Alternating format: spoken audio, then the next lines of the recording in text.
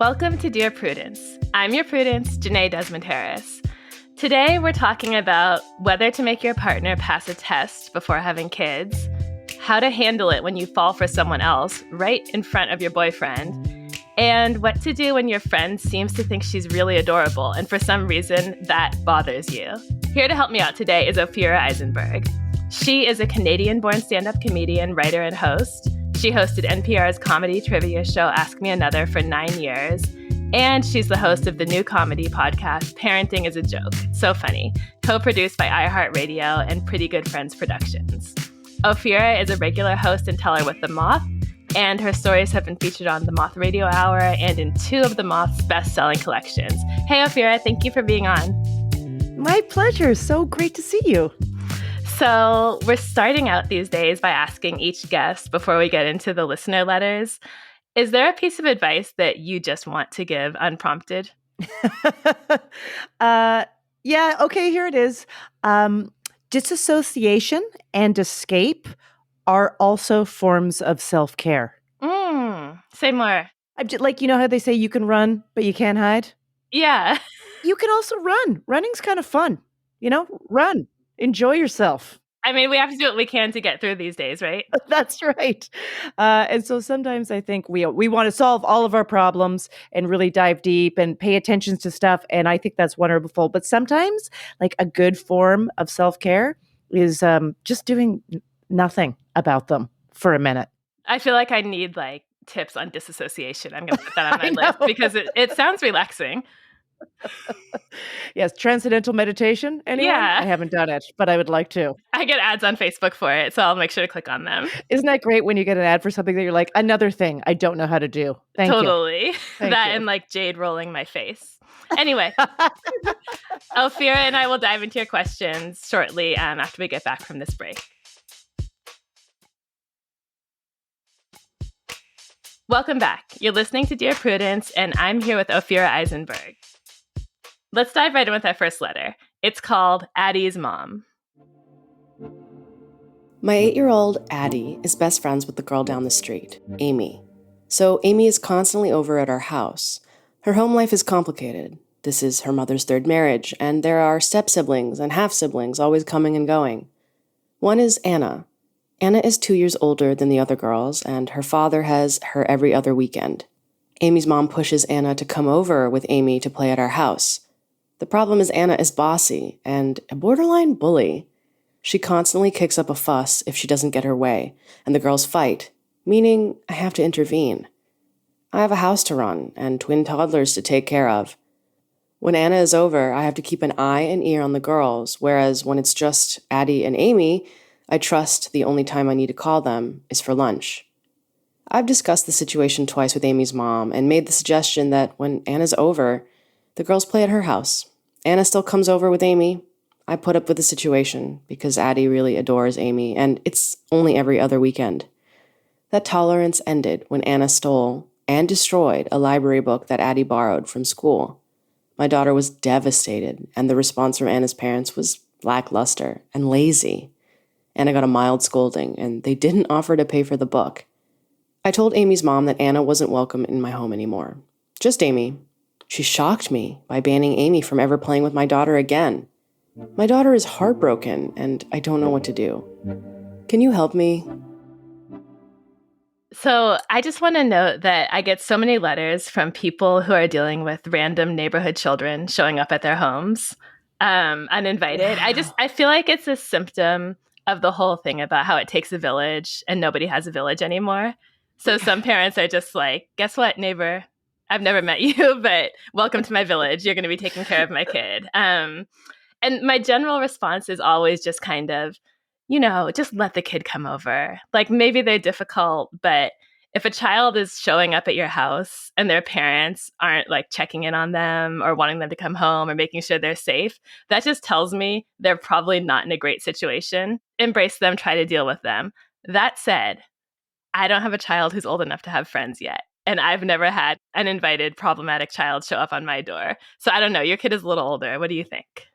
I live in an apartment building in New York. There's not a lot of people just wandering into the house, as I imagine it goes on into the suburbs, but a little bit in the hallways. But just even on play dates, I have been there when my kid has been the one acting up in whatever way that I feel truly embarrassed by. And I've been on the other end where another kid is playing with my kid and they're having a hard time. But the first thing I think of when I see this, and I'll try to keep all the A names straight. Yeah, they could have done a better job with these names. It's really confusing. It's like a lot of A's and a lot of not A behavior. Okay? No A behavior. If these girls are coming over, there's something else going on at that house where that parent is overwhelmed. Having all the kids in the house, I'm sure there's some like, hey, go out and have some fun. But what's missing, I think, is the conversation. So it seems that, that she told Amy's mom that Anna wasn't welcome in the home anymore. I think that if it's worth it, if it's truly like, how can you help me? I would swallow whatever pride or feelings of, I shouldn't have to do this. And now it's that person's turn to step up and try having a real conversation. Just one. If it doesn't work out, there's not much to do, but just one where it's all like, these kids are welcome here. I'm just having a hard time managing. I'm also overwhelmed. Try to get on the same page of both saying what you're up against and being empathetic. Totally. I just think it sounds so hard to have to deal with the parents of other children. Yes. I've actually thought back on my own childhood and thought, wow, my mom kind of like hung out with these other women who were like the moms of my good friends. And I wonder if she actually liked them. And I wonder if she actually had anything in common with them. And I wonder if she wanted to be like negotiating the sleepovers and curfews and all that stuff. You know what? I think exactly the same thing. And my mother had me older, which, was much more rare at the time. So she was at least 15 years older than all of these other parents. And although very social, I don't think she was like psyched to have to deal with people in very different lives. And I found it very hard to bond with other parents because it's a little unnatural. You're like, what do we have in common other than the fact that there's this proximity where our kids have met each other because they are the same age or whatever it is. And then add on, I don't even like one of your kids. She's over here destroying library books and you don't seem to care. I had like an unconventional idea. I was just thinking like maybe the letter writer could just call Addie's mom's bluff. I don't think she wants these girls home and sad any more than the letter writer does. So I just think that like eventually. I like this. You're playing chess here. You're a strategy. You don't believe that she wants to ban these kids at all. That's right. I don't believe she wants to ban these kids at all because she doesn't want them home. Like clearly we're getting the vibe that her home is a place that isn't equipped to deal with all the random step siblings and half siblings that are coming in and out. And it's like when a parent grounds a kid, like, do you really want to deal with the kid sitting there with no tablet and no friends and no TV? You're punishing yourself. Let me tell you, Jenée, we took the iPad privileges away from my son this morning, and I am already knowing that we both have some work to do later today. Yeah. Dreading that move. Yeah. So I don't know. I think there's a possibility that this will just blow over and the child you like will actually be able to come back. But I also just wonder, and I know this is asking a lot, and again, I've never had to do this myself, if you can have that conversation that Ophira suggested, which is just like, how can we come together to help this girl just not terrorize the other kids when she comes to my house? What can we do? How can we help it be for less time? How can we communicate better so that I can send her home if she's like tearing books off the bookshelf? There has to be a middle ground here, right? Yeah. And then, you know what? I'm going to throw it out there based on child psychology books that I've been reading. So a little bit through my lens still. To the person who wrote in, I am interested in you solving this. They did write, my daughter is heartbroken. Yeah. I don't know what to do. And I just, I would take a step back from putting such an intense emotion on a small child. Kids have a lot of big emotions and things can feel a lot more emotional because the world is just a little bit smaller and they're kids. So I think continuing on that, idea that the child is heartbroken is going to make things harder. Because I hear in that the parent has a lot of guilt and might be putting some emotion on their kid. That's such a good point. It makes the situation feel so intense and overwhelming that it's almost impossible to deal with, right? That's right. Instead, if you just say, my daughter misses her friend and she'd like to see her, that feels like a little bit of a more manageable way to get into the conversation. Which is probably the truth. Mm-hmm. Also, just as like a bonus suggestion, maybe just, I know that you can't just assign a friend to a child, but maybe helping to nurture some other relationships for your daughter could help get through this point when she might not be seeing her friend as much until you and the mom hopefully can see eye to eye. That's right. Okay, hope that helps. Our next question is titled Parent Trap. I 90% don't want kids. I love kids, but after the pandemic, I realized I just don't want to deal with everything that comes with having to take care of them 24/7. My boyfriend and I have been talking about marriage and kids. He says he really wants them. I was very frank and told him that I didn't think he had been around kids enough to know how to take care of them. He said he thought he did. He's generally good at doing things that need to be done, but when he gets overwhelmed, he will absolutely stop and go do something to, quote, unwind, even if stuff still needs to get done.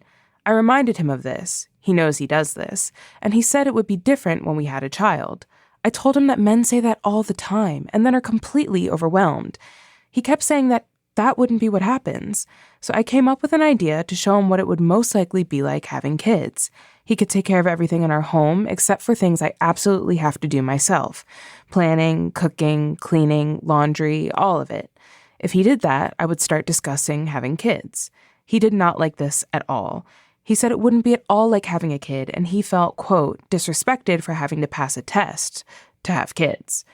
I get where he's coming from, but I also think it's a good representation of the added work he/we will have to take on with 1 or 2 kids.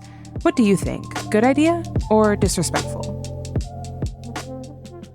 It's just funny to me that the two options are A, good idea, or B, disrespectful.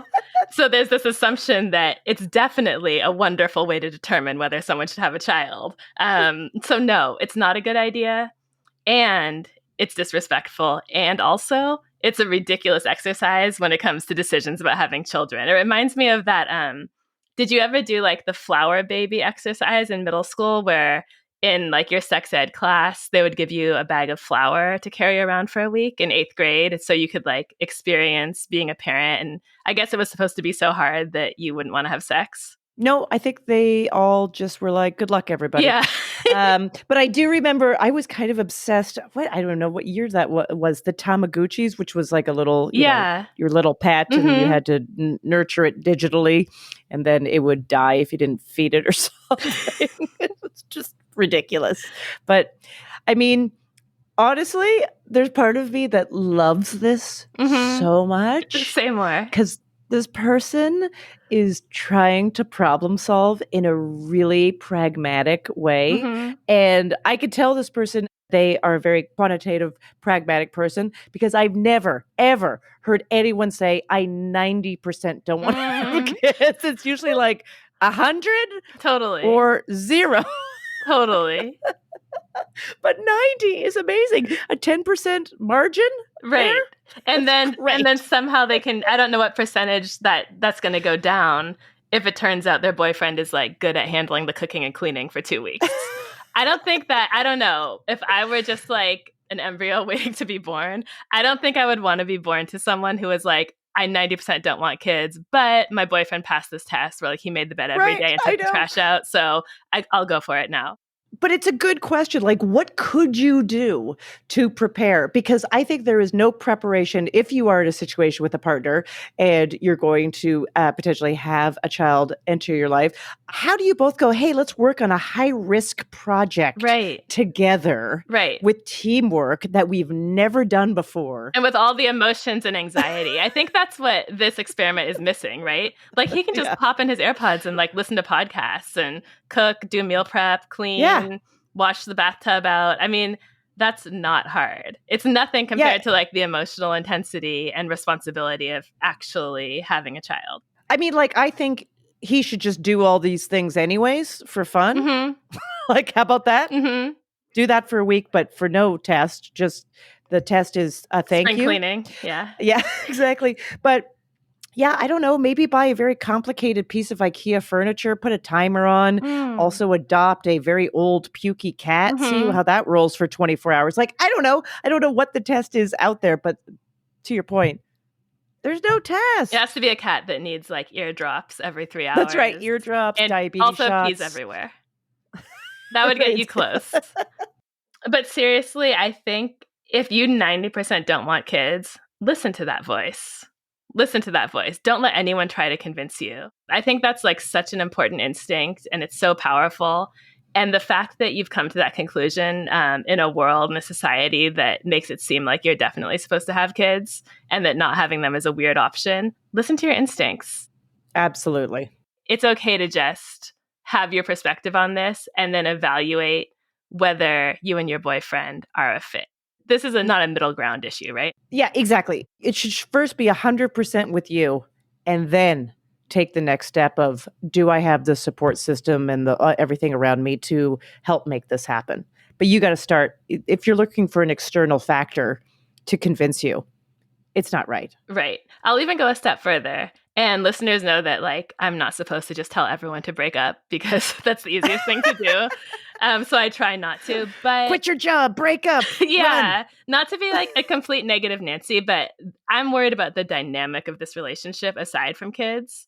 Like, you putting your partner through this exercise to test him and like giving him assignments. Whenever one partner is giving the other one assignments and like keeping score, I think you're already going down a really bad path in terms of how you relate to each other. So I'm not saying you have to break up right now, but I am saying this is like this disagreement and sort of your lack of regard for his ability to know what he's ready for without proving something to you is just raising a tiny red flag to me. Right. You think that there's two letters wrapped up in this one letter. And the second letter is someone has been keeping score. Yeah. And this person has not been ranking high. Exactly. So yeah, hopefully you two will not become someone's parents with this going on. Best of luck. You're listening to the Dear Prudence Show. And when we come back, we'll be reading more of your letters. Stay with us. Can't get enough Dear Prudence? Then you should definitely join Slate Plus, Slate's membership program. You'll get to hear me answer an extra question every week just for members. With your subscription, you get ad-free listening across the Slate network and unlimited reading on the Slate site, including all Dear Prudence columns, past and present. Go to slate.com/Prudie Plus to sign up. It's just $15 for your first 3 months. Again, that's slate.com/Prudie Plus. Welcome back to Dear Prudence. I'm here with my guest, Ophira Eisenberg, to answer your letters. Okay, Ophira, are you ready for friend or foe? Ooh, enticing. Yes, Okay. I am. Here it goes. A few months ago, I went out to a bar with my boyfriend and his friends. We were all laughing and joking around when one of the friend's coworkers, Jake, came over. He and I started talking, and it was pretty clear to everyone that sparks were flying. Although there was nothing flirty about my behavior, we just clicked. My boyfriend, whose relationship I had been questioning for about a month, made me leave early and picked a fight with me. I went home and found a friend request from Jake. We talked very innocently for a few days, and then I broke up with my boyfriend. I immediately started dating Jake. I revealed this to my friends over the weekend. Some of them were shocked at the series of events and told me I was a bad person for what I did. I didn't understand what they meant, so they told me I shouldn't have been flirting with a guy I met while I was out with my boyfriend, and a couple even thought I started dating Jake before breaking up with my ex. These are friends who have all made comments about my ex not being right for me. Jake is the first guy I've dated that I feel is a true fit for me. I thought my friends would be happy. Only one of them was kind of close with my ex, and the others didn't really like him. Are my friends right? Does the sequence of events make me a bad person? I can't believe my friends aren't happy that I found a guy that is a great match for me.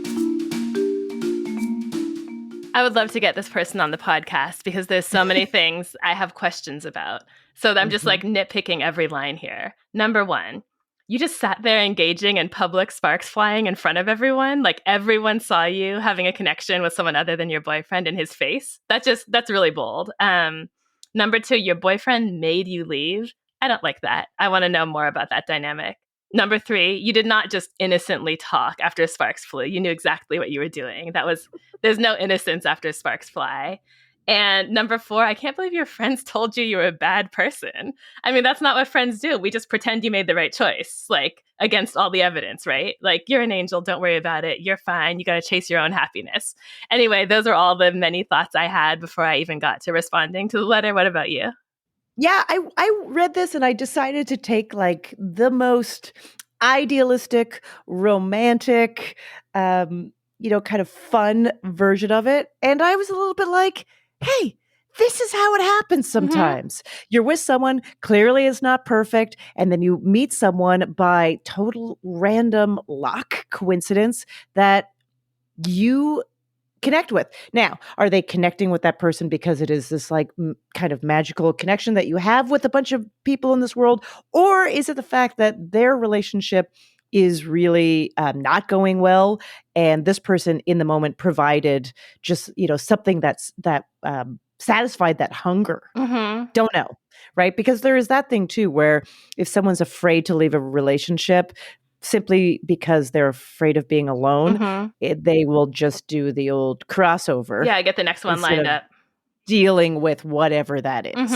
So I don't know about that, but just pretending they're at a bar, there's hearts in the air. It's something special. It is the kind of stuff that rom-coms are made of. The fact that the boyfriend tune was attuned enough to see this happen makes me think it was very overt. Very. It couldn't just be conversation. It was outrageous. It was outrageous. So I too was like, what does that look like? But, and then you break up with that person to go out with this new person, and the new person wants to go out with you. I mean, sorry, friends, like, kind of be quiet. Yeah. Agreed. Be quiet. You're not a bad person. Timeline, it's tight, but whatever. Right. I mean, this is what you hope someone does, right? Like, Yeah. In an ideal world, like, I guess you meet one person and then never like anyone else and stay faithful to your person forever. But other than that, like, if you're going to move on, I mean, this was done pretty responsibly. It wasn't 100% perfect, but there's not like, come on, we all live in the world. We all know a million people who have like cheated for months and months on end and had full-on affairs, and maybe people have lived double lives. This is really low on the totem pole of like monogamy offenses. Yeah, I know people too that can't even have a spark with anyone because their standards are too unrealistic or high. So, I mean, there's also the fact that their friends don't know, made them feel bad, and that Jake was not a good match for them. That they vocalize that. Right. Wow. I am surprised you are friends with those people. I think we're drilling down on something. This is really a letter about friendship. And I don't think these are good friends. No. These aren't the kind of friends I want, right? No. And matter of fact, that is some very sensitive stuff. I do remember I did tell a very close friend of mine that I did not like her boyfriend and had the reasons. And you know what she did? What? Rightfully so. Kicked me out of her life. Yeah. I'm always telling people this. If you hate your friend's boyfriend, what do? Fake it. Quiet. Don't say a peep. Yeah. Because that's just how humans are. Like she will choose him over you. That's right. And you know what? She married that guy. So There you go.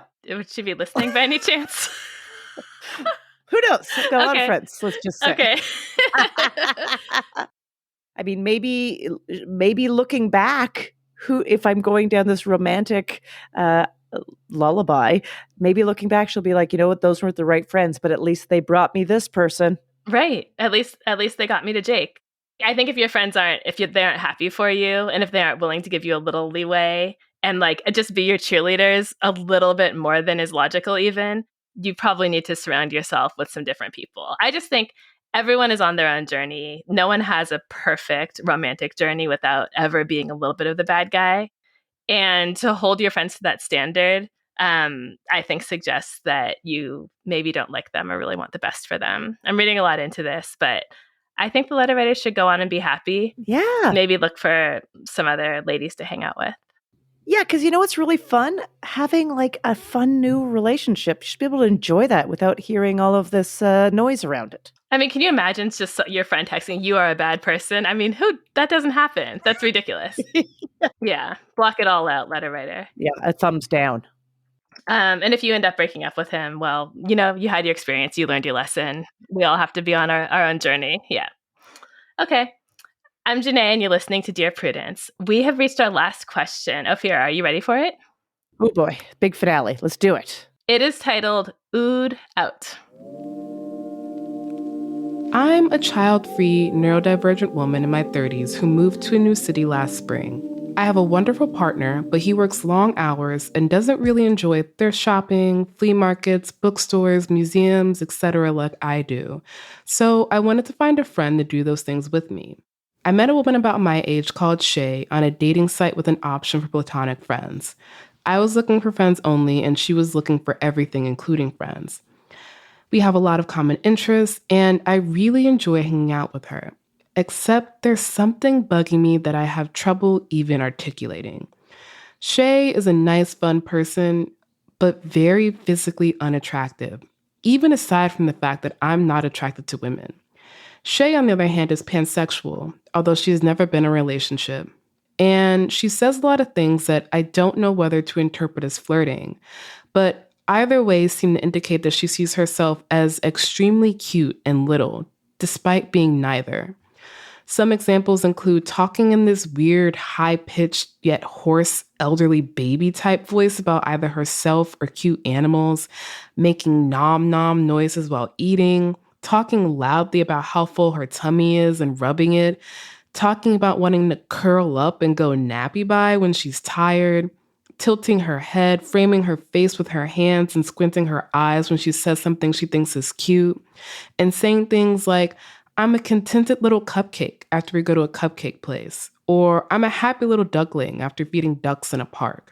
This is probably going to make me sound monstrous, and I promise I show no outward sign of it, but I have this really weird whole body disgust reaction to this.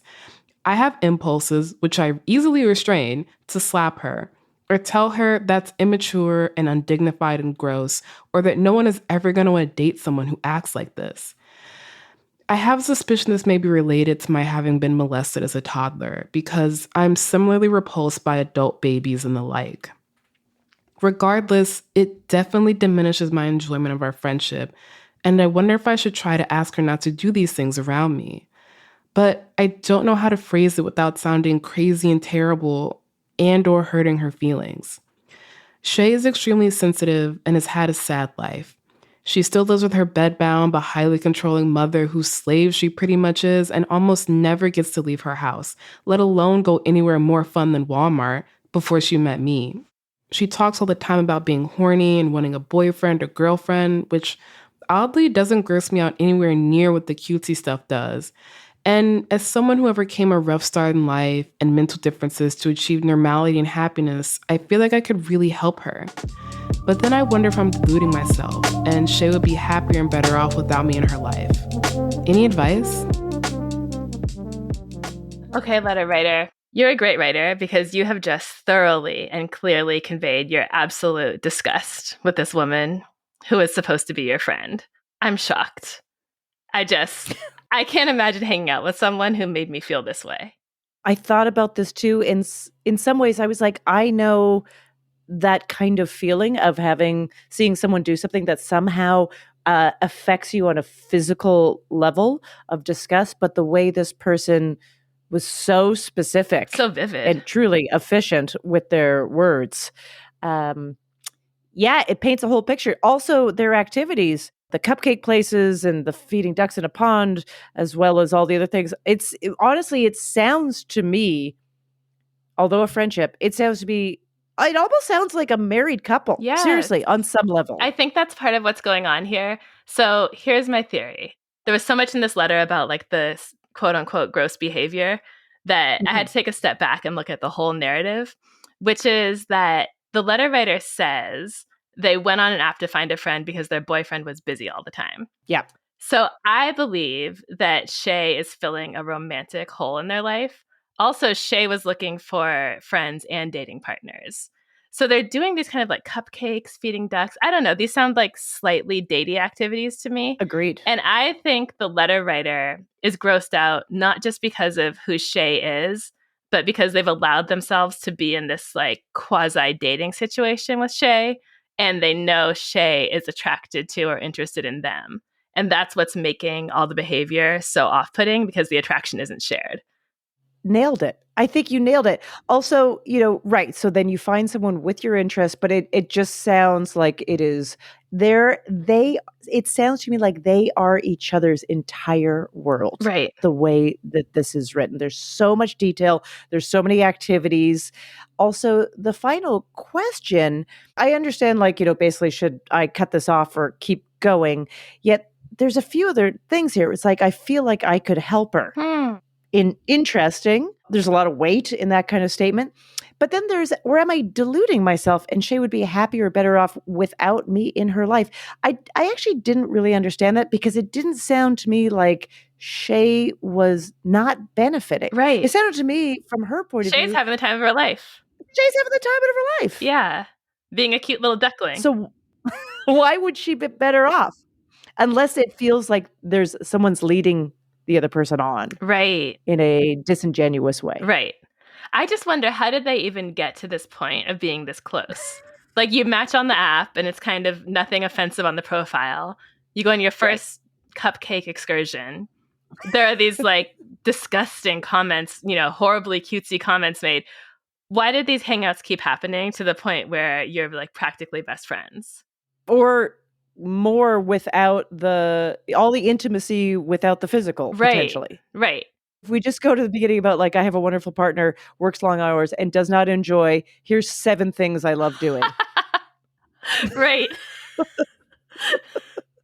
It's just like, well, what do you guys do? Right. He doesn't spend time with you, but if he did have time after work, he wouldn't want to do anything that you do. None of the things you enjoy. Yeah, there's several layers of issues here. And I think the letter writer is like, I agree that the focus on Shay being happier is kind of out of left field, when the question should be, do I want this relationship? And I just want to be clear about the answer to, like, is it okay to ask her to change? Absolutely not. No. 1, rude. 2, mean. 3, disrespectful. 4, it wouldn't work. This is her whole personality. It's not like you're just asking her to like close her mouth when she chews or something small that's grossing you out. You're asking her to stop being who she is. And nobody said you had to spend all your time with this woman. No, and we're like, if someone hurts you, you can be like, hey, when you did X, it hurt me, and I want to talk to it. But this is just being like, I don't like that. I'm disgusted by that. There's something about this person. But if we reread this about, let's just say, like an affair, like a fully formed physical relationship is not totally working out. Mm-hmm. It reads very different. It's like, this is what irritates me, this person. I'm not as attracted to them as they are to me. Mm-hmm. Like, we're doing this, we're doing that, but I'm just finding this more and more irritating. But I think I feel sad for them. Right. Like, what should I do? Yeah, the answer is so clear, because this is a pattern we always see in letters about relationships. I'm with this person. They have 75 qualities I don't like. Can I force them to change? And it's like, nope.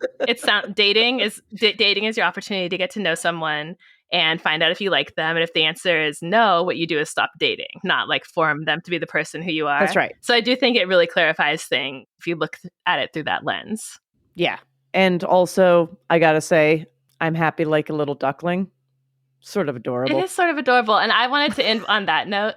There's someone out there who would absolutely adore Shay, find her just totally precious, and really love spending time with her. And like set her free to find that person. And you can find someone who, 99% of people in the world who don't say these things, and they can be your friend. And also, if I could somehow remaster my life that it involves thrift shopping, flea markets, bookstores, museums, cupcakes, and feeding ducks. Right. It sounds idyllic. Who needs a boyfriend or a friend when you have all that going on?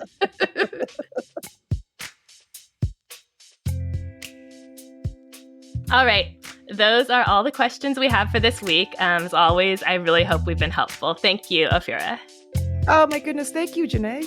Listen and subscribe to Ophira's podcast, Parenting is a Joke, where each week she talks to a different comedian about their career and their kids.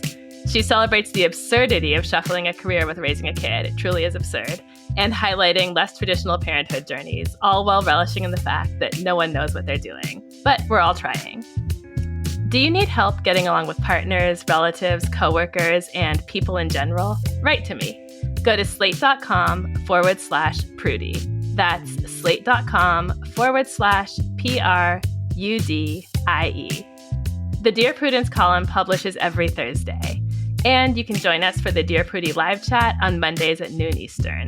If you'd like to hear your question answered on the podcast, we are looking for letter writers who would be comfortable recording their questions for the show. And you can stay anonymous. Dear Prudence is produced by Sierra Spragley Ricks with a special thanks to Brandon Nix. Editorial help from Paola De Verona. Daisy Rosario is senior supervising producer, and Alicia Montgomery is Slate's VP of audio. I'm your Dear Prudence, Jenée Desmond-Harris. Until next time.